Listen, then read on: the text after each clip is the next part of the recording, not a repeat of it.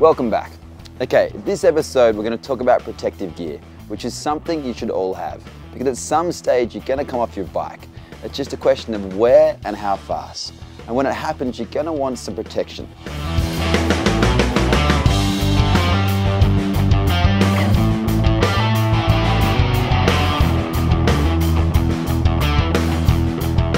So what do you really need protection against? Number one is injury. The second is from not being seen.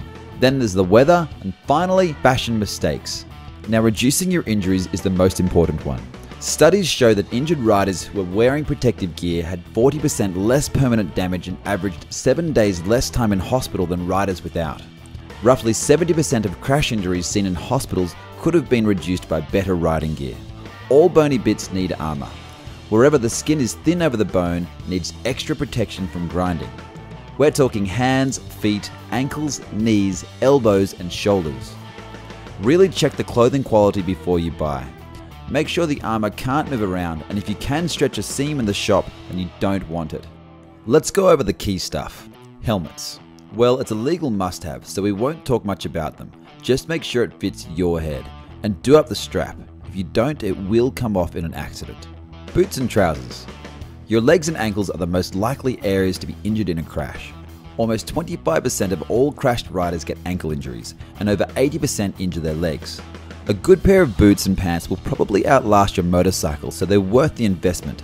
The boots should be comfortable to wear just walking around. Trousers should be able to cope with 4 to 7 seconds of slide time. That means either leather or synthetic fabrics such as Kevlar woven into jeans. You also want armor on the knees. Half of all crashed riders suffer knee injuries, and that usually means wheelchair time, for as long as it takes. Gloves. Decent gloves last around 2 to 3 years with regular use, but they're essential. 30% of crashed riders end up with hand injuries.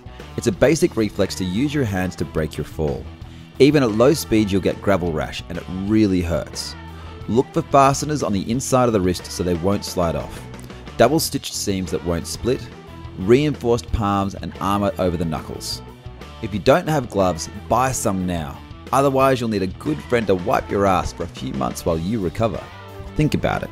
Jackets. 60% of crashed riders end up with arm or shoulder injuries, so a worthy investment.